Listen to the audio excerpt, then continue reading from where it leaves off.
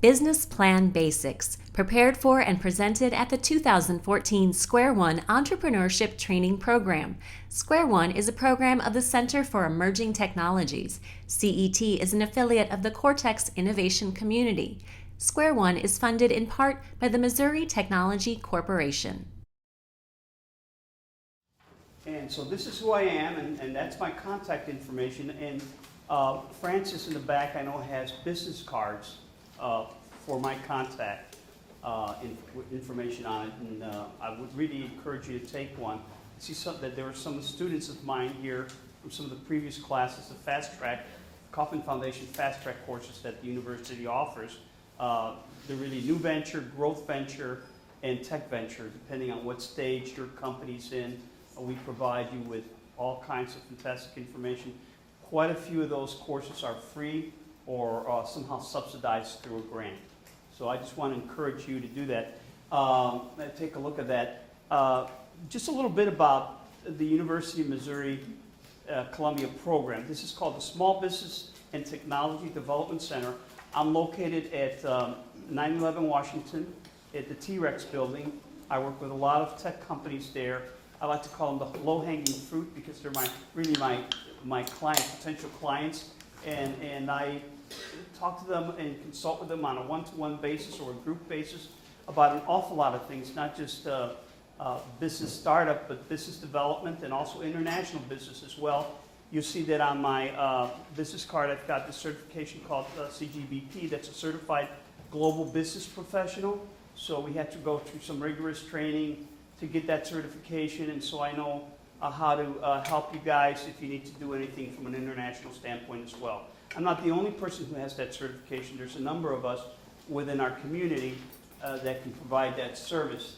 One thing I did want to mention to you guys is that I have copies. I think we have copies of this presentation, is that correct? Which we're going to hand out later because I really want you guys to focus. I'm a bit of a narcissist, and I want you to focus on me and this, okay? I think that's important. I like to have your attention, but you will get a copy of this, and I can also send you one PDF if you'd like. I'm also going to ask you later on, Francis, probably during the intermission, Francis will pass out this little form. I'd like to have you, and this is, I need you guys to sign this for me. Look at it, you sign it. I'd like to have you guys as clients, but this is the only way that since I'm on a grant that I can get credit for this for the time I spent with you guys here providing this service. And as an incentive, I will be sending, if you fill this out, I'm going to be sending you PDF. If you give me your business cards, something called the plan, a step-by-step business plan guidebook. It is very simple, but it's a great little document, particularly if you're going out looking for funding, okay? You're going to go getting some debt funding, particularly from a bank, and it really will cover a lot of the stuff we're going to be covering here, but in a very simple format. And the other thing that I'm going to give you guys, if you remember, fill out this form. I want to let you know that, wait, there's more. There's this thing called the Small Business Report Card. This is a very nice little pamphlet that talks about essentially your financial scorecards and essentially your ratios, financial ratios, performance ratios, and it'll allow you to see, particularly for those of you who do have a business, where you are financially and how you're doing financially, particularly with respect to cash flow, because you'll see that that's a very important part when you're trying to seek funding. You've got to have positive cash flow. If you don't, the bank isn't even going to look at you, okay? Or you've got to have the promise of cash flow. That's the most important thing. And this little report card will also be yours. All you have to do is fill this form out. Okay? So let's move on here. So we're here today to discuss the business plan basics, identify and discuss its major components, and present features of a good business plan. You got to remember that what we're really going to want you to do when you do a business plan, you're really going to be doing an in-depth study of your business, of your customers, and of your competition. You're going to identify the resources that are available to you. What are your business needs? How you're going to source those resources, and explain how you're going to be successful. That's the main thing. So these are the three major topics that we're going to address today. Hopefully, I've arranged this deck in a well-organized fashion so that it should follow logically. It's important for you to plan, to be educated. These are some of the reasons why we develop a business plan. It helps you obtain financing and its communication. So one of the things when you're planning is you're really preparing your action steps to move forward. You know, there's a saying that a vision without action is just a hallucination, isn't it? You've got to have, if you have a vision, you've got to execute it. It's kind of interesting that yesterday we were celebrating Columbus's, epic discovery, and I had to give a presentation on entrepreneurship over at Washington University, and I brought the fact up that, Columbus did have a vision, and he saw an opportunity. He went out, and he was able to convince the King and Queen of Spain, Philip and Isabella, that this was a good thing to do. They basically sponsored him. He took the initiative. He went ahead, took the initiative to discover something new, something revolutionary, and essentially he was the guy, along with the Kings and Queen of Spain, who took the risk, but also reaped the rewards of doing what he did as an entrepreneur. Now, admittedly, he did not find the place he was looking for. He thought he was going to find originally, right? He found, I told my wife, maybe if he had a woman with him and he had listened to her, given him proper directions, he might have found the right place. So I just want you to know that preparation and your ability to execute your plan is extremely important.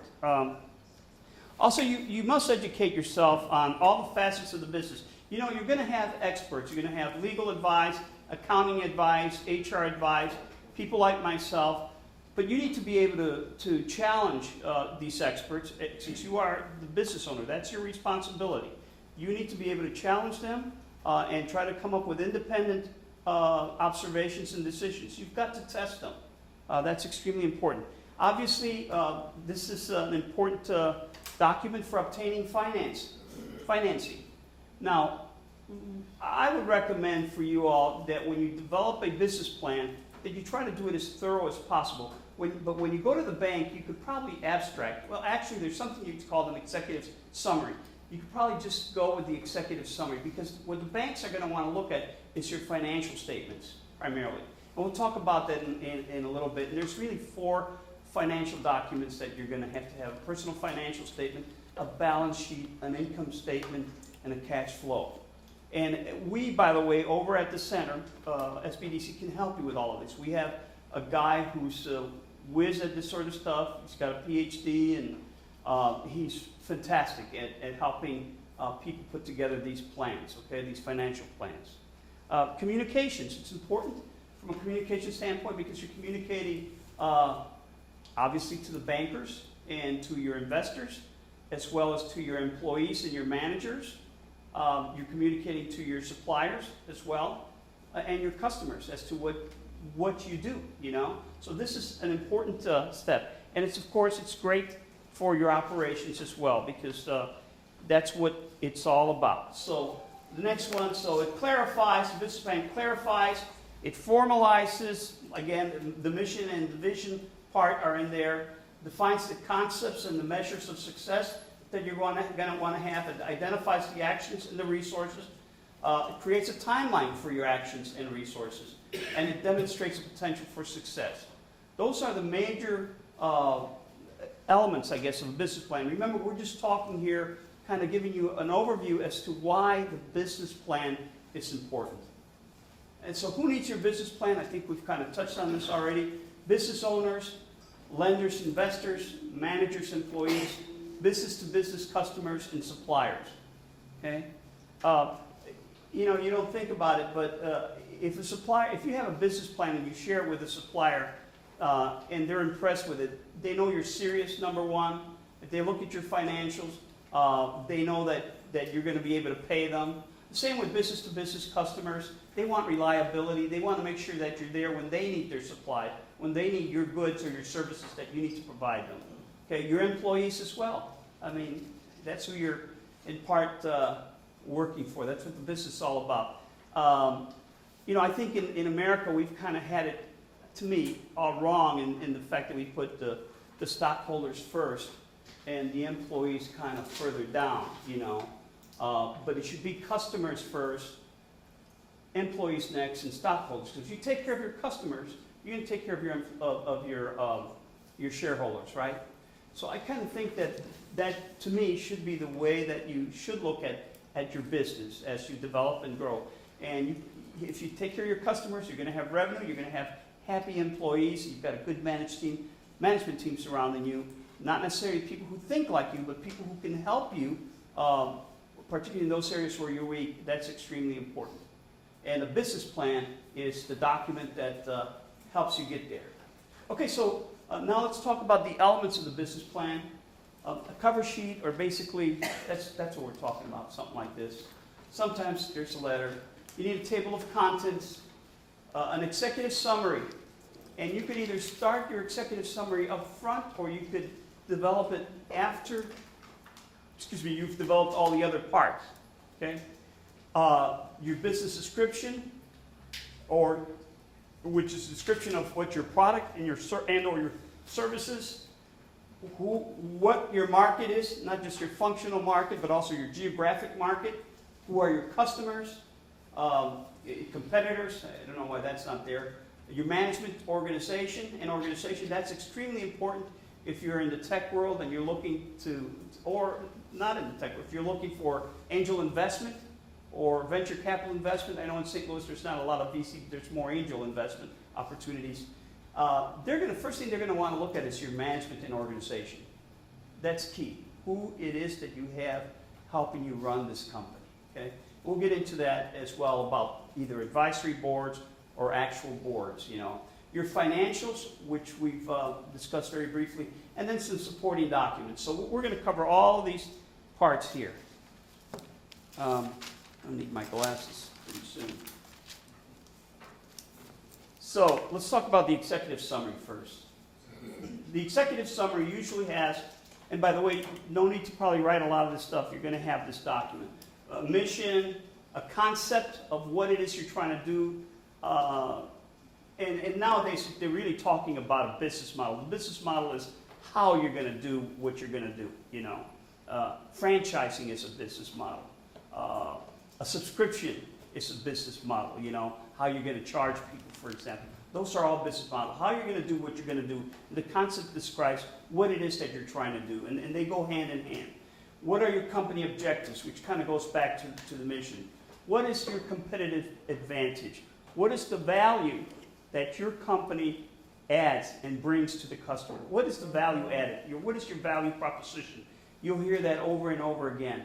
You've got to put that in there. You've got to convince in a compelling manner the reader, and also in a very cogent manner and clear manner, that what you have to offer is competitive, and that it's different enough, and that is doesn't have to be earth-shaking, but the more earth-shaking it is, the better, you know.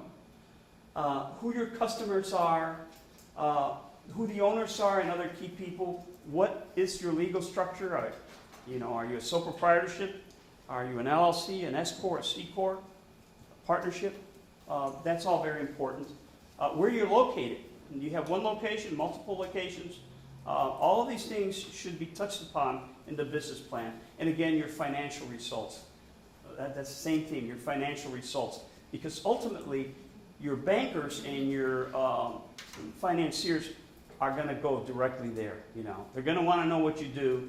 They're going to like the idea. Hopefully, you've been compelling enough to say, hey, this is a great idea. But they're going to look at your finances and see, hey, what kind of revenues are we looking at here? What's the profit margin? So on and so forth. This business plan section is about the business description. So here's what we're talking about. The company name, your ownership and legal structure, again, your mission statement, concept or business model statement. And remember, a lot of this is coming up again because what we were discussing before was the executive summary. And the executive summary is really a summary of a lot of this stuff that you're going to have in this section, which is going to be in greater detail. Okay, so let's be clear about this.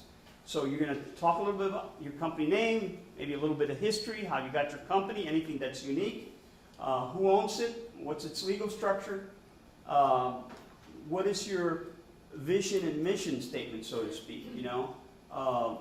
What is the concept of the business? How are you going to deliver the good or the service? You want to describe those products and the services, you know, I mean, if you've got a situation where you're going to be working, if you've got a manufacturing situation and you're going to be having a couple of shifts and requiring so many people to hire, you need to present that in that manner so that the reader understands it. History or present status, again, location and future plans. So this is what the business description section explains. What you do, how you do it, who you do it for, where you do it, and why you do it. That's basically all we're talking about. Well, I don't know. I think we threw this in here. I get confused a little bit with mission statements and vision statements. It's a big thing in the past. I mean, you're still seeing it. But the mission statement explains the purpose of your business by answering the following. What your business name is, or who's involved in the business, what your product or service is, where, what geographic area do you expect to draw the majority of your customers from, and finally, explain the purpose of your business by answering why. What will the business accomplish? What is its end result? What do you expect to receive from the business financially? What the business will do for you other than financially? In other words, is it going to provide a certain lifestyle that you're hoping will be sustainable, and hopefully maybe, you know, you'll sell the business, and how the business will impact, change, or improve your customers, and really your employees as well, and your stockholders. I think it was Stephen Covey who said, start with the end in mind. You need to start with the end in mind. A lot of people, a lot of business people, when they start a business, they're so engrossed in what it is, what are the requirements up front. But you also have to keep in mind, you got to project yourself into the future and ask yourself, what do I want to do with this business when kind of my time is up, when I'm ready to retire? Is this going to be my 401k? Is this going to be my retirement? Am I going to want to sell it? Am I going to want to leave it behind for my kids so they could ruin it, you know? Because that's pretty much kind of what happens. Certainly takes about 2 generations. So you need to ask yourself that question. Also, those of you that are in the technology field, there's a good book out there called Lean Startup by Eric Ries. And Eric, if you haven't seen it, I'm sure most of you have probably read that. I think he says something which I think is really very, very important. He says, you know, don't start with the technology. I mean, start with your business objectives and then work towards the technology. I tell people who have patents, you know, before you decide to patent something, you got to make sure that there's a market for it. Otherwise, you're going to be patenting something, spending a lot of money on a patent that's not going to sell anything. So you've got to make sure, you got to do the research. You've got to be out and talk to people and test that what you've got out there is something that is either needed or that you're so convincing, you know, like Paul of Tarsus, well, you know who he was, right?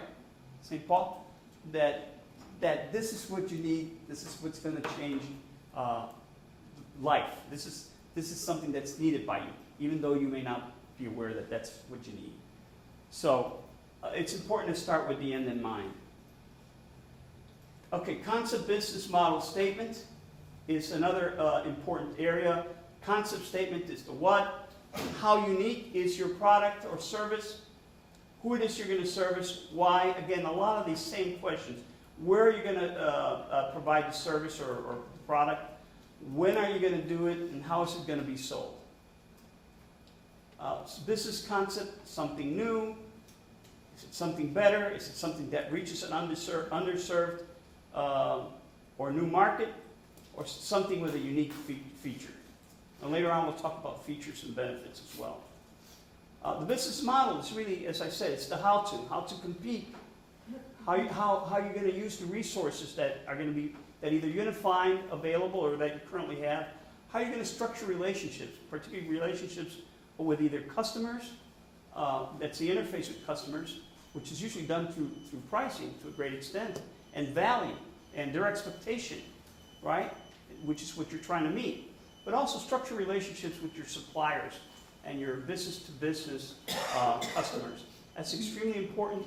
You know, again, going back to this thing about your supplier can really help you out because your supplier can give you some fantastic payment terms if you pay in 10 days rather than 30 days, which affect the bottom line. You know, you can get a 10% discount, for example.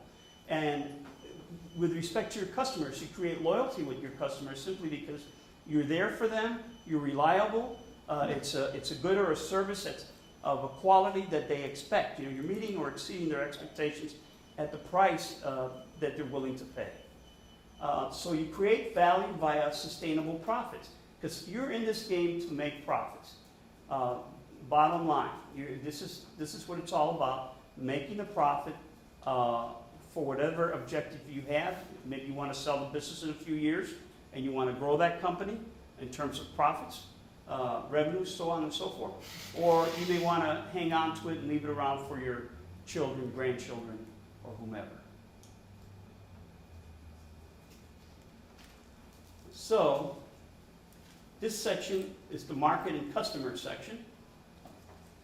You need to understand the market and you need to demonstrate to the reader that you've got a good handle on what the market, what the industry is like, what geographic market area this could sell in, what are the demographics and the conditions, who are your competitors and your customers. By conditions, we're talking about the economic and political environment. You know, bankers lend on what's called the 5 C's, condition being one of them. The other ones are character, collateral, capital. Somebody help me out. I can't remember the last one. Oh, credit history, credit score. Okay, that's real important. I don't know why I don't remember that. But conditions is also very important to them. And if you've got a product that is that's one that requires a lot of regulatory oversight, or you're going to have to get involved with the government a lot, and it involves a lot of risk, you know, on whether you get the permits required to do what you're trying to do. They're going to, you know, or if you're going to be doing business in an area that's politically or economically unstable, they're also going to question it. So that's what we mean by conditions. And all the other things I think are pretty self-explanatory. Competitive advantage, I mean, after all, that's what it's all about. Quite often it's, you know, it could be pricing, it could be quality, it could be both. So one thing you're going to want to have to do, does that make sense? You're going to have to do as you write and prepare yourself for this business plan is you're going to have to study the industry that you're in. Okay, you're going to have to know a little bit about the economic sector, how this industry is growing, what is its size, because all of that has to do with the market, right? What's its sensitivity to economic cycles?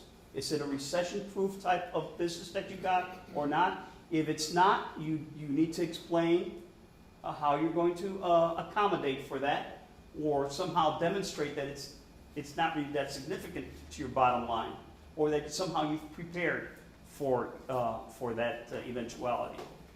Is it seasonal? You know, are there times of the year, you know, maybe you're selling winter coats when winter coats aren't selling, you know. Regulatory, again, certifications, are there any requirements for those? Are there any potential technological changes which might throw you out of business, get you out of business, you know, which can potentially compete with you? Okay.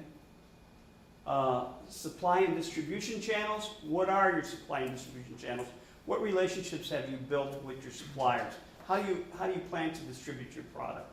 And again, there it is, your financial characteristics. Do we have a question back here? Yes, I'm sorry. That's right. Are there websites that will help with the analysis of The research? Yes, and as a matter of fact, that's a very good question. I have a slide that will show you, give you maybe about four possible websites that provide like benchmarking and that sort of info, which is really important. 2 of them are free, and I think the other 3 you have to pay for, okay? But there are. And also our website, MissouriBusiness.net, you can get a lot of information there, or come and talk to one of our counselors who, some of them are more proficient in the marketing arena than I am, and we can certainly help you out. We can even help if you've got want to do a market analysis. We can help you do that market analysis. Identify if you're selling something to dentists, for example, a device to the dental industry in this area. We can help you determine how many dentists there are, for example. So we can help you size that market, and that's just one example, dentistry. But there's a number of other areas that we can help you and identify that market. It's a good question. Market area analysis, the industry impact. What's the geographic market? What are the economic and political considerations? The demographics and the psychographics. You guys, I guess you know what demographics have to do with statistics about people, and psychographics is kind of what are their behaviors, what would drive them to want to buy your product, for example, okay, which is kind of a new word, psychographics. And who are your competitors? So you need to have all of these elements in there. You should have a competitive analysis. You need to determine what your competitive position is. You need to evaluate your competition, estimate the market share distribution, and anticipate future competition. How many of you know what a SWOT analysis is? S-W-O-T. Okay. So in your SWOT analysis, you're trying to find really what your strengths or weaknesses, opportunities or threats. You might want to, you should go through one of those as you're developing your business plan and taking it to the next level to essentially determine what your competitive position are, what your strengths and your weaknesses are. And that should help you concentrate on those areas where you're primarily weak, okay? And where there might be a threat. Threat usually something external, maybe legislation could be a threat that could negatively impact what you're trying to do. Okay, target market. Who are they? How many are there? These are all the things you need to have in your business plan. At least touch upon these. How much do they spend? How often do they spend? How do they make purchasing decisions? What is it that they value, and what or who influences them? Those are the main points that you want to cover under target market. Competitive advantage. We talked about your value proposition, your essentially what your differentiators. When I worked for this large company, this engineering company, and they were engineers, but they listened to the people in the marketing arena, and the marketing people would always tell them, well, what are your differentiators? Just make sure in every proposal that we wrote, beyond price, we wanted to find out what were our differentiators, because there were a lot of other large companies that we were competing with. And I'm talking, some of these proposals cost sometimes $250,000 to write, because they were like design embassies overseas for about 5 years, do the design and construction of these things. So we're talking a lot of money, and only certain companies can go after that. But it was real important to demonstrate to your potential owners, what they call it, or client, how your company is different from the others in terms of either value, in terms of the technology you have, in terms of beyond just keeping to the budget and the schedule and the cost. What is it that you bring? Is it customer support, customer attention? And every customer is different. So you've got to somehow find out what it is that, what's the magic, what is the button that you can push for that customer. You should get to know your customers very well, because that's going to influence how much you're going to be able to sell. We go through all of that here. So yeah, you can differentiate from what your core competencies are, and that they are difficult to copy. So when you write this plan, show that you've got certain core competencies that perhaps your competition doesn't have. Or if they do, how you're different, why you excel, because you got the best of the best, you've got a great team, or whatever it may be. Now, admittedly, this is ideal. When you write this, chances are, if I'm putting together a plan for an engineering consulting firm, and I'm going to focus on structural engineering, it's hard, I guess the core competency for me, I would say that we got a bunch of, everyone's a PE, professional engineer. They've been certified. We got all the required certifications. So those are kind of core competencies. We've got numbers of years of experience, even though we may be a young company,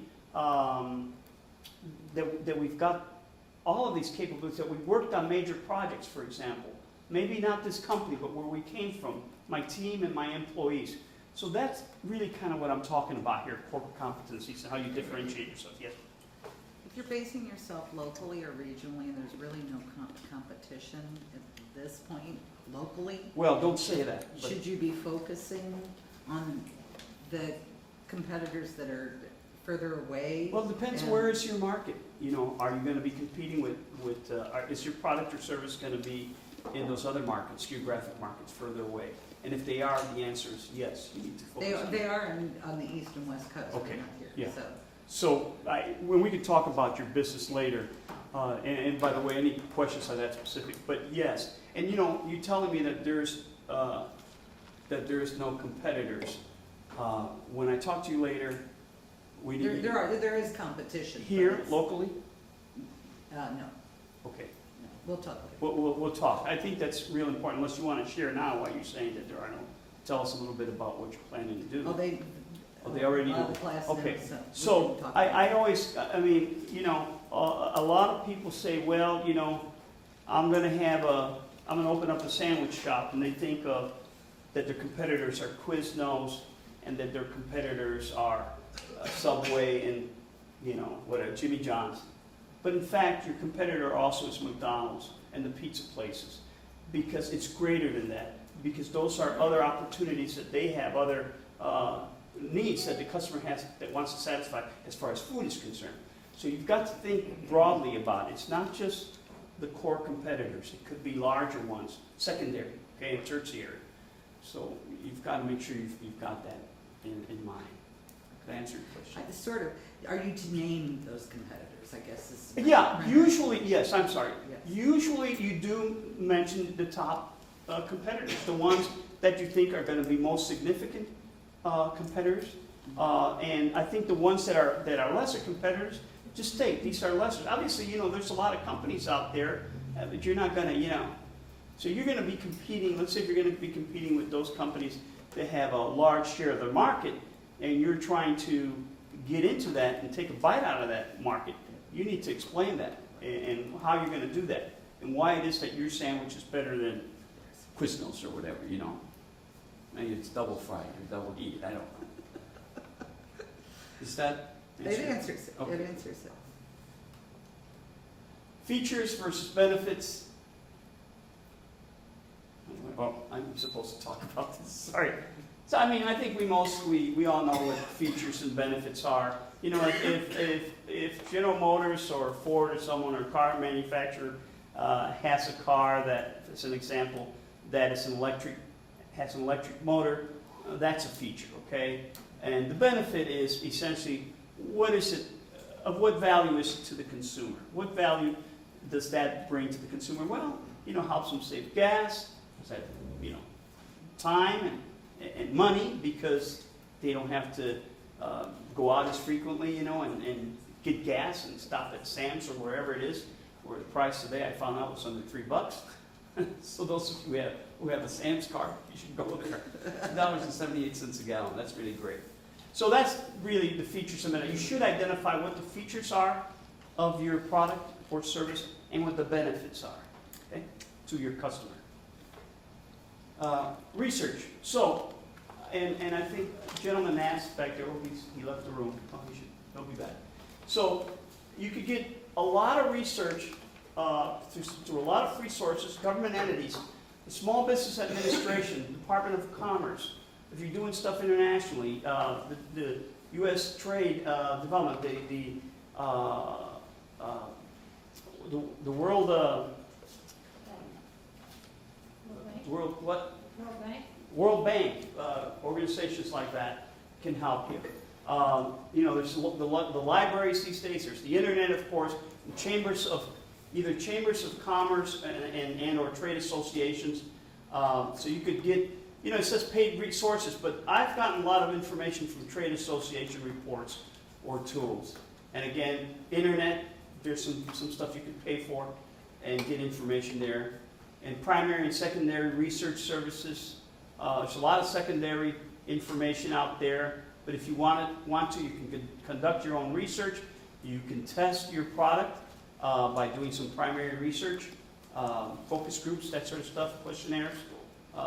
It's up to you, and you need to get out there and talk to other businesses, potential customers, observation, and mentors. And I think, again, in Eric Ries's book, he mentions this part about getting out there and talking to your potential customers before you even start developing. So as you develop your business model, it's extremely important because those are the folks who eventually are going to buy from you. And so you've got to test your product and your business model. And this is not, if you don't, I like to say this to a lot of my students, if you don't take this seriously, your business seriously, it's just going to be a hobby. It's just going to be a hobby. And, it may be fun, but you're not going to generate much revenue. So you really need to commit yourself to this. You need to say, I really want to do this. You have to be passionate about it. You need to be patient and persistent and be proactive. You've got to have those qualities to make a business successful. So someone asked earlier, I don't know if the gentleman is here, about some research stuff. One of the things that you're going to want to do is have what are called benchmarks. If you are, and I did this all the time, so let's say that I'm opening up a restaurant, so I've worked at one of the best restaurants in the St. Louis area, and I decided I'm going to start a restaurant, myself and my wife, who was a maitre d', and we're going to start doing this. And then I put together my financial plans, and my financial plans are showing a 20% rate of return on a profit, Well, that's where this stuff comes in handy, because they're going to question you, and you need to question, is that a realistic number? And let me tell you, in that industry, that's not a realistic number. But you could find that out by going to these sources, because they have benchmarks of revenues, profits for those kinds of industries, sometimes geographically located in terms of in your geography. And again, you're going to get this information. So we've got these. The first three you have to pay for: Almanac of Business and Financial Ratios, Leo Troy; Industry Norms by Dun & Bradstreet; RMA Annual Statement Studies. You need to. I would suggest that you go to these websites and take a look at them, because of so just to get familiarized with them and see what the cost is and what you get for them. It just might be, for example, I think this Almanac of Business and Financial Ratios somewhere between $200 to $400. And if you can afford that, it might be well worth it, because it's something that you could use in your business plan. The other two, BizStats.com, you get financial ratios, business statistics, and benchmarks. That's free. I recommend that you go to those sites. The other one is http://www.sba.gov tools/SBA Learning Center. Also a very good site where you could get information about industry benchmarks, okay, and compare your particular business to what the industry benchmarks are, and see how out of whack you are, for example. I think you want to test this, because if you present this to a banker who knows this, and they look at this information, they're going to have a good laugh on your behalf. So you don't want that to happen. Yes, ma'am.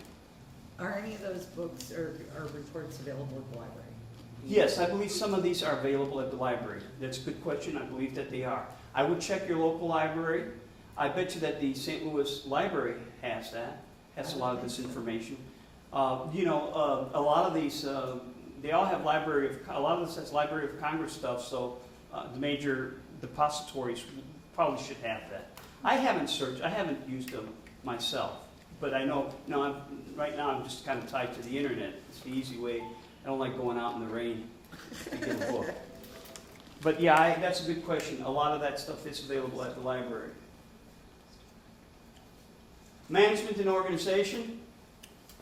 So, identify who the leaders are, what the responsibilities are, in terms of who the owners are, also who the management team is. That might be you. You might be all of these, you might be structured one organization that's me, myself, and I in that one box, doing everything, right? Like that guy Dave in that commercial, that redheaded guy who comes in, I can't remember, what is that commercial for Office, I don't know, it's not Office Max, but Staples. The fella comes in and there's a guy working on a photocopy machine. Says, "Hi, Dave," and it's him.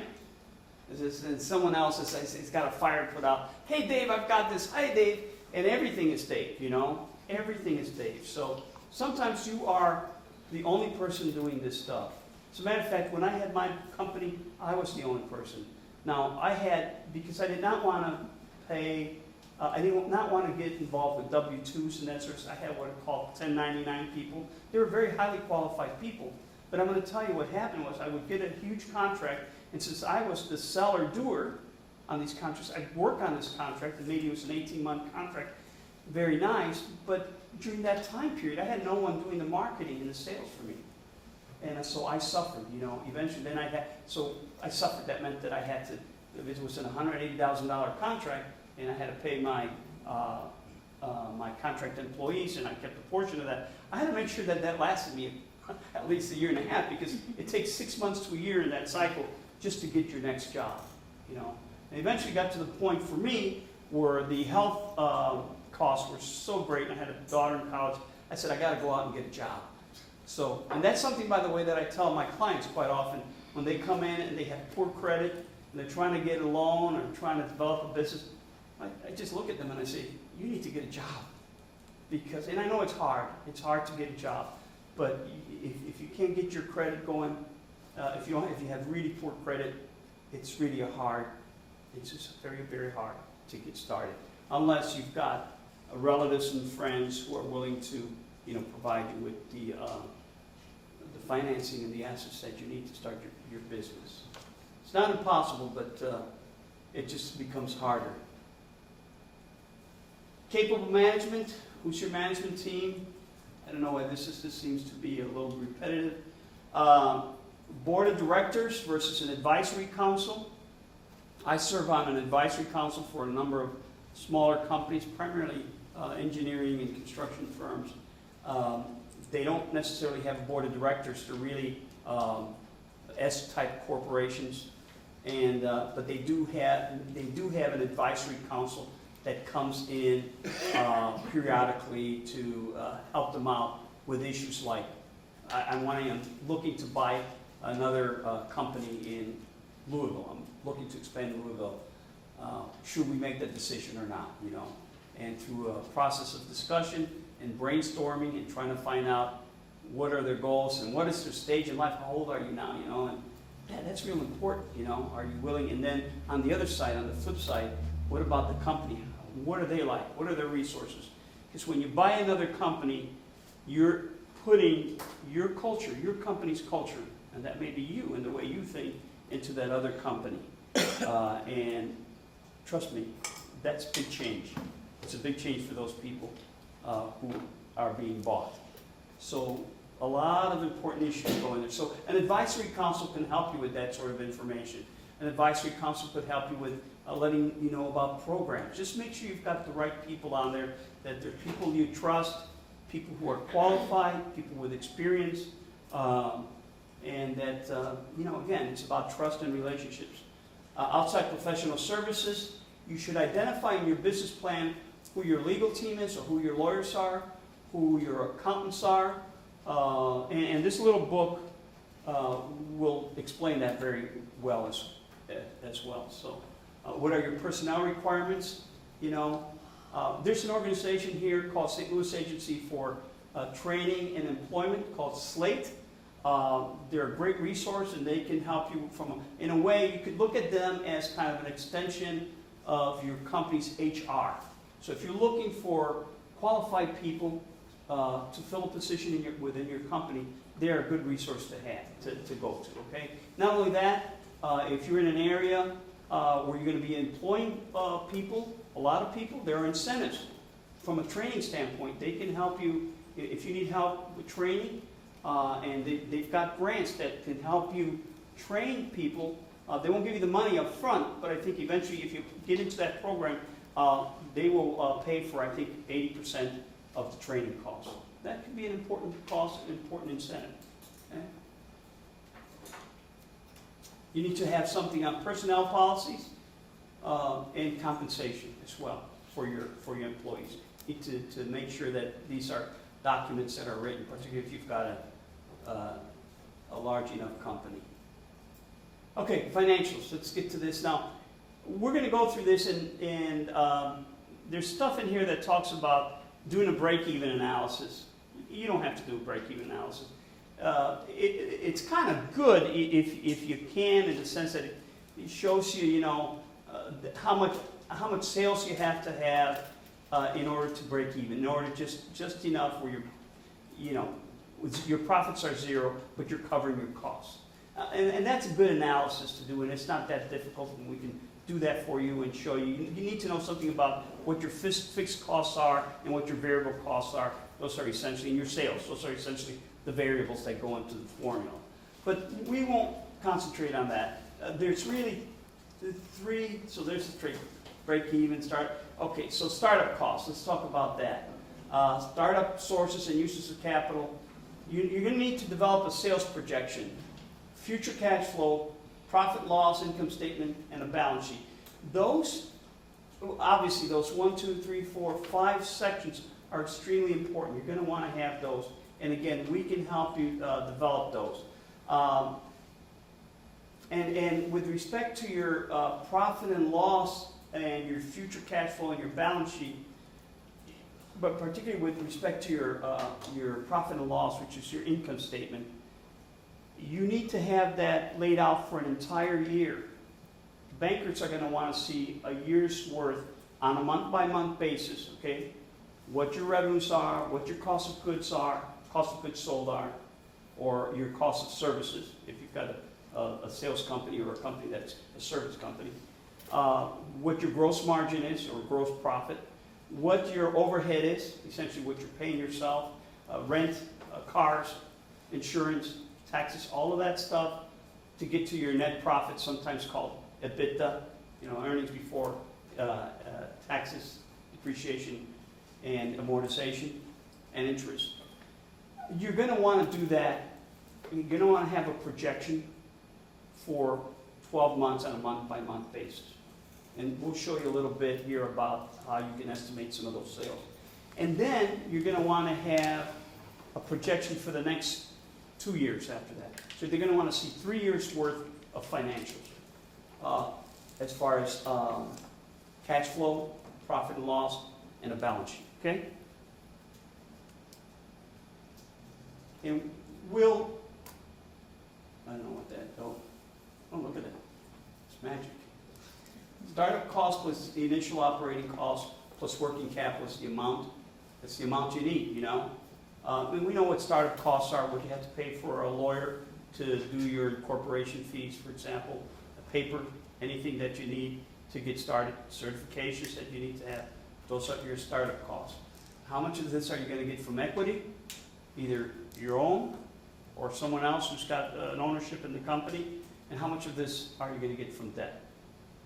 The other thing I do want to say is that we also, working through us, we can help you find an SBA loan, which are generally pretty good terms. They're about prime, kind of the LIBOR rate, which is about 3% or something like that, plus 2 points. So we're looking maybe at about 6-7% for these kinds of loans, which is pretty darn good. And I know a lot of people don't want to go into debt, but sometimes, and they're really good terms,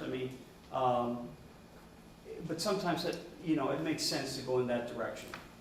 this is a kind of complicated chart that shows the uses of capital, but it's a good checklist. Okay, building real estate, purchase, construction, remodel. Some may not apply, leasehold improvements, capital equipment list. This is when you're starting up, you know. Opening inventory, advertising and promotional, other expenses. And so you got your initial operating expenses. And that's how you come up with what your working capital is. Okay? Determining sales estimates. Now, the fast track people, Kaufman Foundation, suggests, and this is pretty standard, 3 approaches: the comparative sales approach, the average sales approach, and the bottom-up sales approach. So, comparative sales approach, you could get information from trade organizations, also from those sources that I showed you, an economic census. You can watch and monitor the competitors, talk to people in the business, or Google average sales by business type.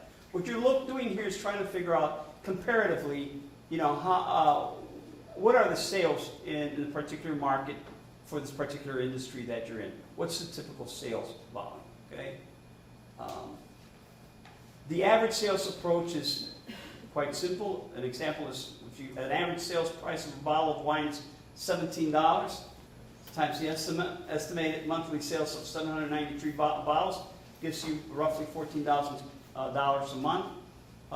You know, you can essentially project that for on an annual basis. In between, you just have to make some assumptions. You know, find out when people drink more wines. Maybe it's during the holidays. Maybe it's during Thanksgiving. So it could be very seasonal. Okay, and you would want to essentially adjust your sales in that manner. And then the bottom up sales estimate is essentially kind of your break even. In other words, how much do I need to make in sales to cover my costs? Okay, and to cover not only my costs but my profit that I really want to make in this business. That's what we mean by bottom up sales estimate. And quite often, this is kind of, I use a combination of all 3 or just the last 2. This is a break-even analysis. I said this is not as important. A projected cash flow statement. I think we've gone through this already. Ask yourself when you should expect cash to come and go. I think when you get this little report card, you'll see the importance of cash flow and what's known as the cash cycle. Something that a lot of businesses don't realize is that, yes, sir, I'm sorry. That's right.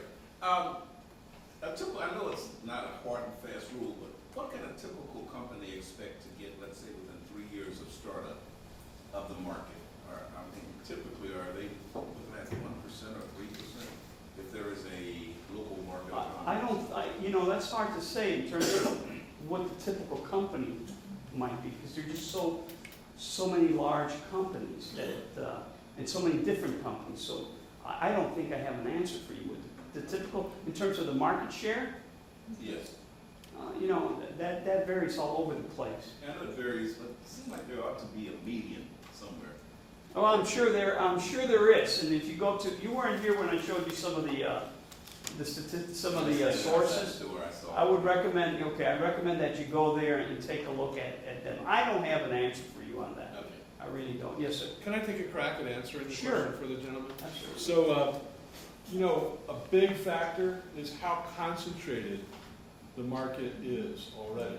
So if you're in a market that, you know, has hundreds of players, but there's 2 or 3 that have, you know, 80% of the business, that's a whole different question in terms of what kind of market share is attainable, because you've got to compete against very, very big, powerful companies, versus a situation where it's a highly unconcentrated market or business, where you might have hundreds of people and everybody's got roughly 1%, right? So there, you know, getting market share in a business that's highly fragmented or unconcentrated is frequently a lot easier than a big market. But again, it does matter. It matters in terms of the structure of the industry, the kind of industry you're in, what the sales cycle is. These are all, so your question really is literally unanswerable except in the specific condition. Yes. Yeah, I'll try one. The only benchmark I've ever seen on this has been in the pharmaceutical industry. In terms of if you have 2 new entrants entering into a market that's never been served before. one that gets to the market, assuming that the products are approximately equal, the one that gets to the market sooner first, typically has a first mover advantage, and the market typically is about a 2/3 to 1/3 split. Yeah, but That's You the gotta only remember, benchmark yeah, I've ever seen. yeah, and it's pharmaceutical companies, essentially, if you've got a patent, if you have a patent on either a device or a patent on the drug, you know, Right. you've got a certain monopoly for 17, 20 years, whatever it is. And so you're gonna get most of your share. But even there, with all respect, Zantac, Yeah. Tagamet was on the market first. Zantac took the commanding market share. Beta blocker market, it was the third beta blocker in that actually was dominating the market. So Same with that's a rule that's proven as much an exception as. Yeah, I mean, it's a very hard, I mean, it's a hard question to answer. So I didn't try. Thank you all. Sorry. For Yeah, trying to it answer. really is an individual case by case. It really is, very much so, for all the factors that we've talked about, you know, and it varies by industry as well. It's just, it's very tough trying to gauge, you know, what your market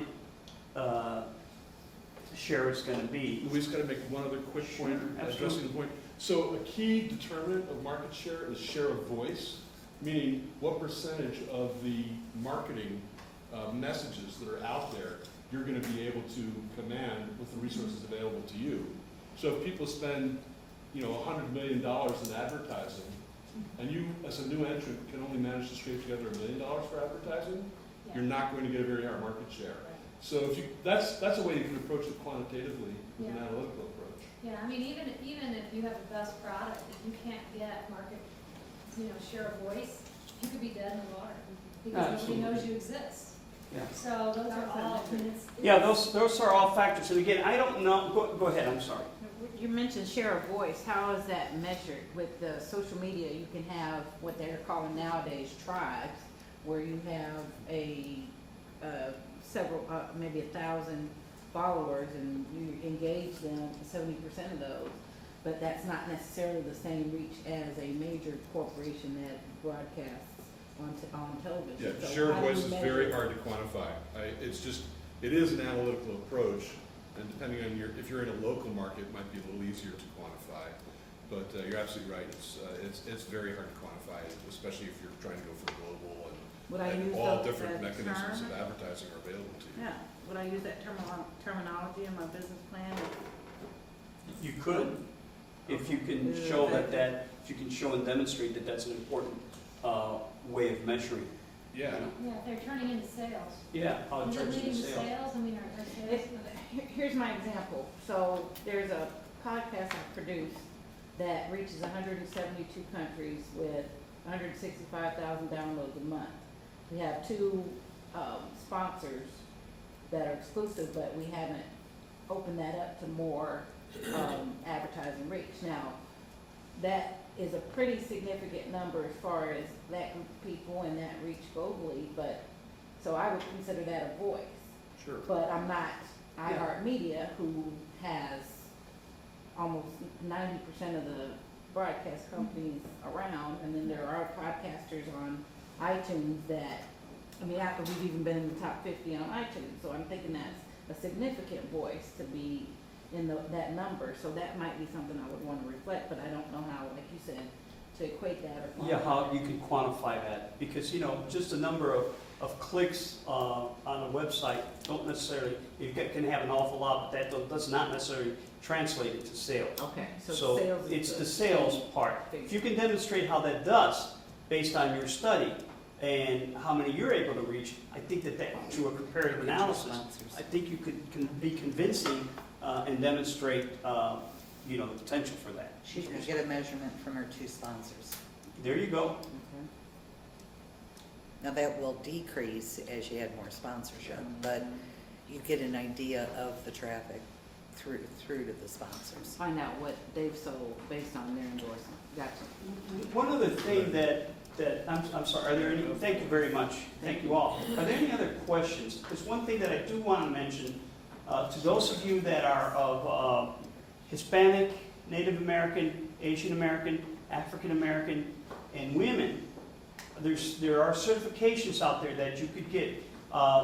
that, and we can talk about that later, that could provide you with, I would say, an opportunity. I don't want to say necessarily an advantage, but certainly an opportunity to get into certain niches, okay? Because those are either those are groups that have been historically disadvantaged in this country, and so the government has tried to create a level playing field. It's not that you're given an advantage, but there are programs, set-aside programs. There's the 8A program, which is one that if you've got a small business, you should look into that, because basically what the government does under the 8A program is it gives you an opportunity to apply for that program, and if you qualify, they will actually give you potentially government contracts that you can bid on. If that is your sector, if the government sector, particularly the federal government sector is here. You said 8? 8A, yeah, it's an SBA program. Also, you can also get what's called a DBA, which is a certification that's disadvantaged business. So if you have and that's not gender-based or race or ethnicity-based, it doesn't matter, but if you have as a matter of fact, the 8A program is like that. It's what's known as a DBA. So if you could demonstrate either that you come from that kind of group, or that you have essentially a net worth below a certain threshold, you may be able to qualify. So there's a number of programs out there that are advantageous in that sense, that can help you in terms of your sales, okay? I just wanted to mention that. I know that, but if you have a business plan and you are certified in that area as a minority business enterprise or a disadvantaged business enterprise or women-owned company, you need to say that. You need to state that, because that does have some implications in terms of, particularly, I'm sorry, 5 minutes? Sorry, guys. So the income statement, this is typically, just very quickly what an income statement is: sales, cost of goods sold, that's your gross profit less your operating expenses. This is your net income. Here's what a balance sheet looks like. Again, this is all in your little book. I've got like 5 minutes left, so let's go through this real quick. So these are typical supporting documents. Documents that attest to the market research you've done. Any legal documents or the financial documents are also important and are usually part of the supporting documents. Any procedures, any job descriptions, anything this is not mandatory, okay? Any technology, any patents that you might have, trademarks, copyrights, personal resume, personal financial statement, which we mentioned already, letters of references, other. This is, I think, probably after having said all this and spent all of this time yakking up here, this is probably going to be the most important part. Sorry, guys. The features of a good business plan. Demonstrate success based on facts, practical and attainable. You don't want to write something where I have seen before, people are talking about a market, a geographic market size that doesn't exist. You just say, well, this doesn't make sense. Like let's say you're trying to do something in the area of license plates, computerized license plates, just to pick an example. And you are saying that there's so many, or you're making an estimate that suggests that it's so wild that it suggests that babies are driving, and you can catch that, and these guys will catch this stuff. So you just want to make sure that it's based on facts. It's well organized with a table of contents and numbered pages. It has a professional look. Your writing style is important. Language, appearance, length. Look like a professional. It's judged on appearance. Impacts your credibility. I can tell right off the bat, after reading a couple sentences, oh my, whether this is a good business plan or not. It has nothing to do necessarily with the content. It's a lot to do with the style. The language should be simple and direct, no grand statements that appear unrealistic. Avoid subjective comments. Focus on facts and specifics. Write in the third person down there, Don't say I'm going to do this, the company will do this. No slang. Limit technological explanations. Make sure you know your business terms, No difference between markup, for example, and a margin. Don't just throw those terms around unless you know what you're talking about. Explain the industry terms and acronyms. Try to avoid acronyms as much as possible. But if you have to, Make sure that you define them the first time so that it's not confusing. Appearance, it should be easy to read. Now, this is just another suggestion. 12-point font. Format numbers, bullet points, leave white space, use upper and lower case, number your pages. That's a real, I get stuff and the pages aren't numbered and it just kind of it doesn't speak well. Quality printer, make sure you've got that. It's accurate, with spelling, math. You need to proof your work. You need to share your work with people, Louise? Yes, I'm sorry. I just have a question.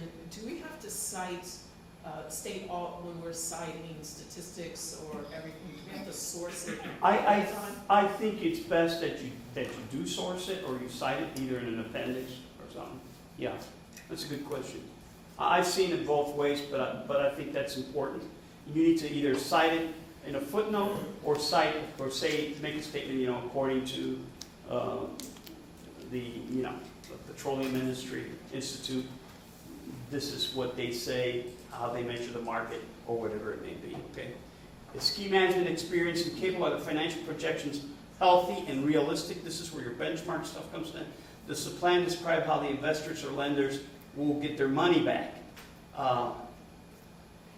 Here's creating a strong business plan. Avoid these common errors. Don't bore the reader. Be realistic. Don't confuse. Be clear. Be consistent, confident. Avoid repetition. Avoid repetition. Avoid repetition. Avoid jargon. Define the acronyms. I think we talked about. Give feedback. Make sure you share this with either family and friends or other professionals or colleagues. That's what networking is all about. I love to say, no network equal no work. It's really important that you must network in order to move forward. Anticipate questions, acknowledge the competition. These are a couple sources of business plan templates. Go to MissouriBusiness.net, which is our website, and also the SCORE website. It's also pretty good. As a matter of fact, I'd probably go there first. They probably have a template already. I think what we may have might be more like outlines. But I'm going to be giving you guys something, so. But I would go to MissouriBusiness.net. There's a lot of information there that you could use. Good information. Okay, questions. I think we're out of time, but we've asked quite a few questions. I really like that. And if you have any questions for me, I'm going to be here. So, yes, ma'am. One of the statements early on was start with your business objective, then get the technology. Well, basically, it's not, you've got a lot of people, particularly technical people who have technology, but may not have a business background. I think they focus a lot on technology and getting that technology. I think you need to think, and it's just a way of thinking. It's like it's just another way of thinking about it.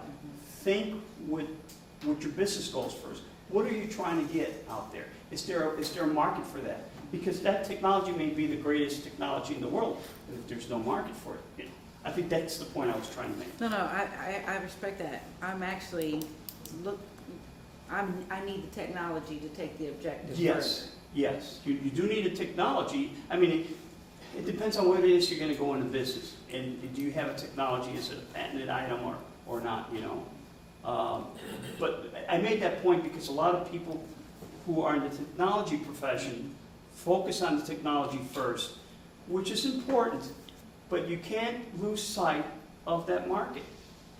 What good is an invention if no one's going to use it? If it's great on paper, but there's a lot of patents out there, by the way, that are just like that. A lot of patents. Okay, so gosh, that's it. Thank you all very much. Appreciate it.